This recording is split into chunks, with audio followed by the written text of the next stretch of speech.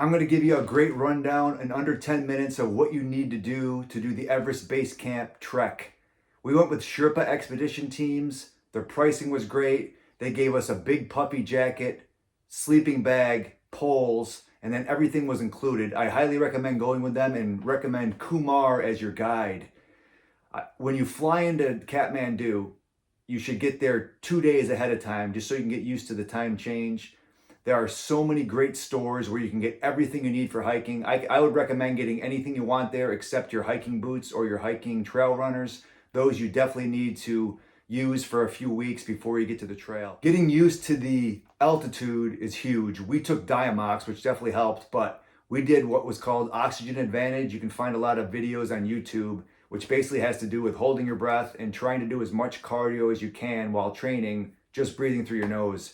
Whenever I walk around my neighborhood, I have a 20-pound backpack on. I go for about 30 minutes and I don't breathe through my mouth once, and I think that definitely helped with the altitude. Make sure you do at least a 12-day trek, which would be about 9 days to get up and about 3 or 4 days to get down. I wouldn't do anything less than that unless you live in the mountains. In regards to timing, we went at the end of September and finished at the beginning of October. It was rainy and misty for the first 4 days, and then the last 4 days it was a little bit better. But we actually didn't see Mount Everest until our 8th day because of the clouds and rain. So I would recommend a little bit later in October unless you wanted to go in April. I had 2 of these, and what I brought was 4 pairs of socks, undershirts, and underwear, 2 hiking pants, and then we did laundry in Namche Bazaar on the way up and on the way down. You can also do laundry in a couple other places like Ding Bochet, but you're really depending on if there's any mist or clouds in the air. If the sun's out, your clothes dry very fast. If it's a little misty or cloudy, we did laundry one day and our clothes didn't dry, so we had wet clothes until the next day.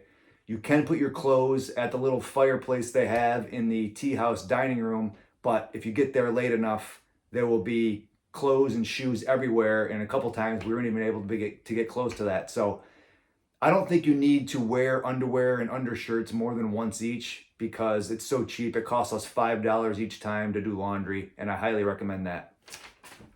In regards to training, you definitely need to do 2 months of cardio, and I highly recommend getting to some kind of hill or mountain where you can wear your hiking boots, your trail runners, and you need to be able to get a couple miles in each week so you know what your feet feel like on the trail.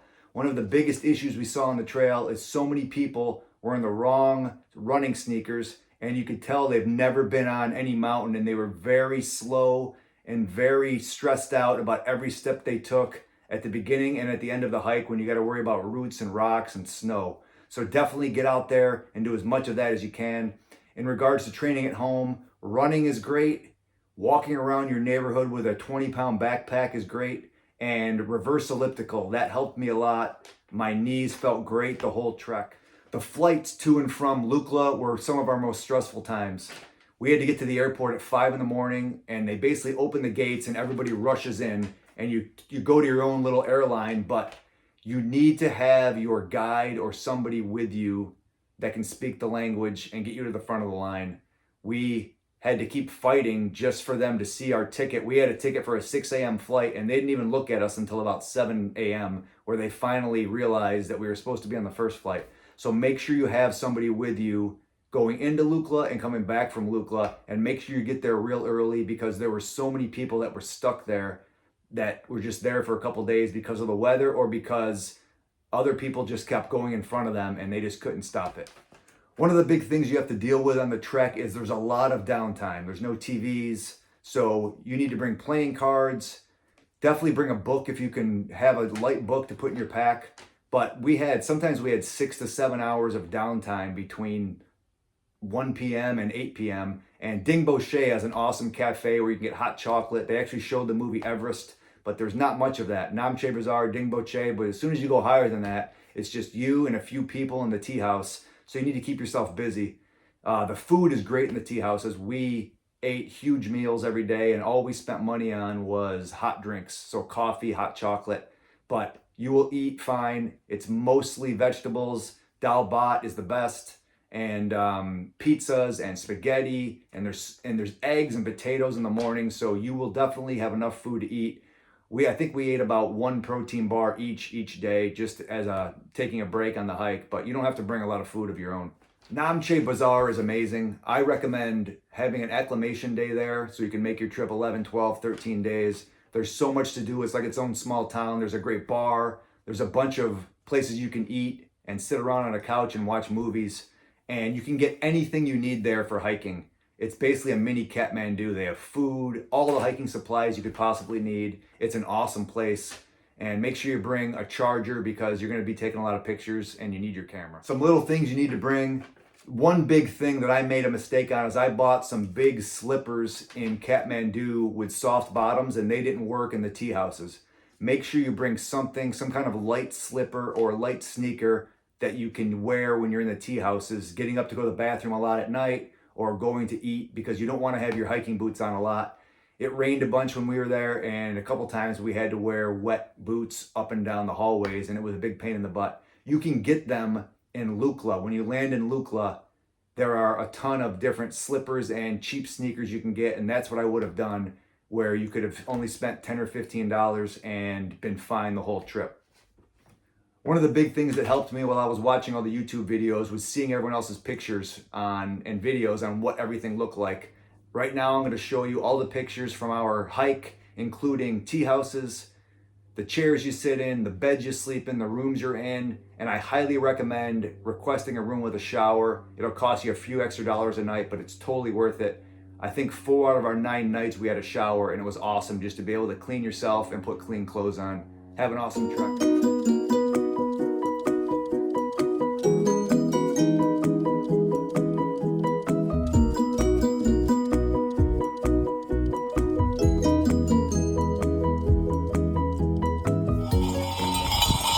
There they are, one at a time, giving us the break.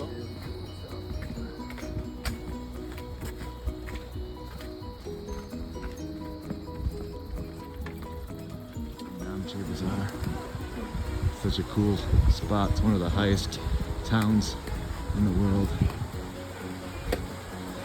Good job, look at this guy, bringing a huge washer and dryer down. Incredible.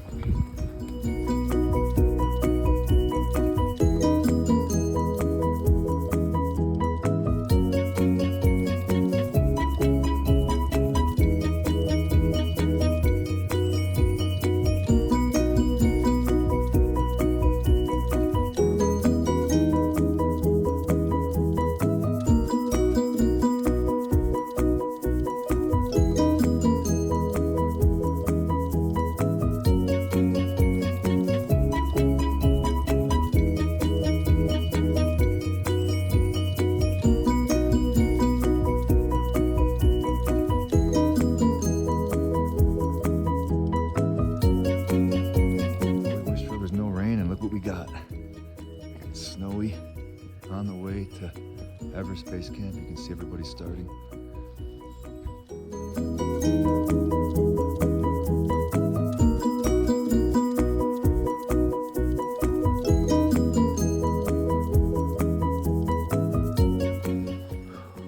Finally made it to Lobuche from Gorak Chep.